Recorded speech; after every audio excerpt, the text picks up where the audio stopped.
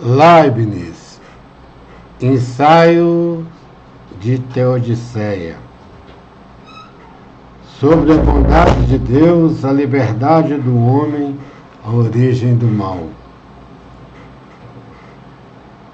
Eu acredito que os teólogos de todos os partidos concordam, exceto apenas os fanáticos, em todo caso, que nenhum artigo de fé poderia explicar contradição nem transgredir as demonstrações tão exatas quanto as das matemáticas, nas quais o contrário da conclusão pode ser reduzido a de absurdo, isto é, à contradição. E Santo Atanásio zombou com razão dos galimatas, que diz discurso verborrágico, esquisito, hermético, incompreensível, de alguns autores de seu tempo que tenham sustentado que Deus padecera sem paixão. Passus est impossibilita. Ludicram doctrinam aedificantem simul et demolitem. Padeceu sem paixão é ridícula doutrina, que ao mesmo tempo constrói e destrói. Segue-se daí que alguns autores se dispuseram muito facilmente a admitir que a Santa Trindade é contrário a esse princípio, que sustenta que duas coisas que são a mesma em relação à terceira são a mesma entre si, isto é, se A é o mesmo em relação a B e se C é o mesmo em relação a B, então é preciso que A e C sejam também o mesmo entre si, pois esse princípio é uma consequência imediata da contradição e faz o fundamento de toda a lógica. E se ele deixa de valer, não há meio de raciocinar com certeza. É aquela questão, são três pessoas diferentes, uma pessoa só. Essa é a contradição que está falando, que se um é igual, é a mesma, mas são diferentes na Trindade.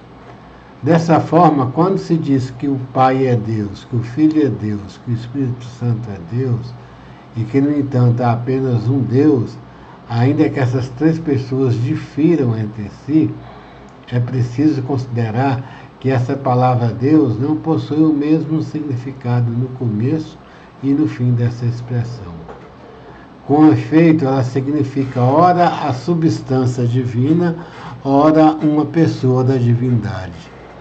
Geralmente pode-se dizer que é preciso tomar cuidado para jamais abandonar as verdades necessárias e eternas, a fim de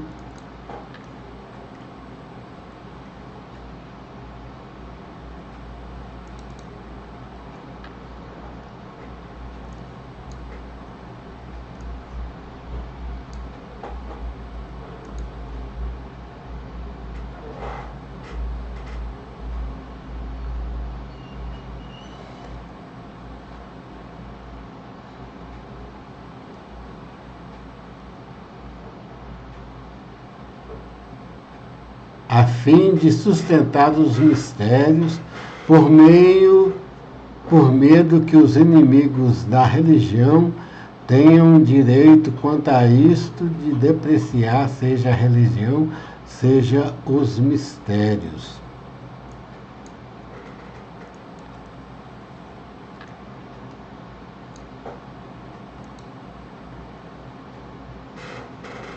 A distinção que se tem costume de fazer entre o que está acima da razão e o que está contra a razão encontra-se bastante de acordo com a distinção que se acaba de fazer entre as duas espécies de necessidade.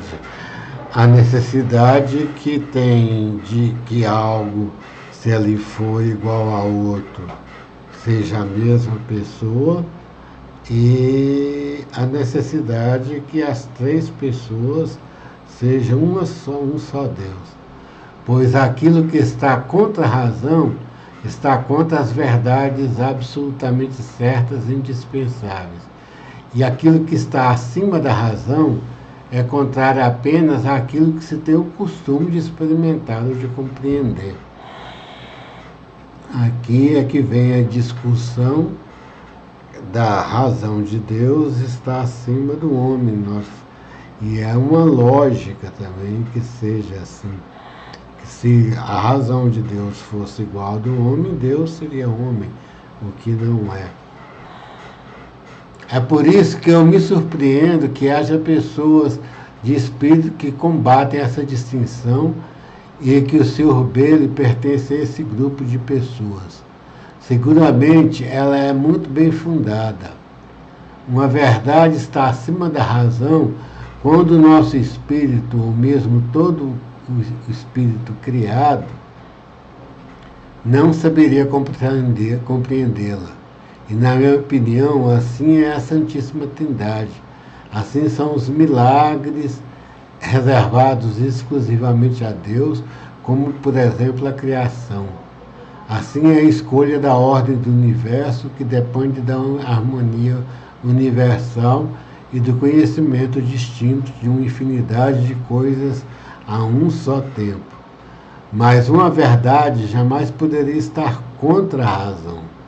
E bem longe de um dogma combatido e vencido pela razão sem compreensível, pode-se dizer que nada é mais fácil de ser compreendido, nem mais manifesto do que seu absurdo.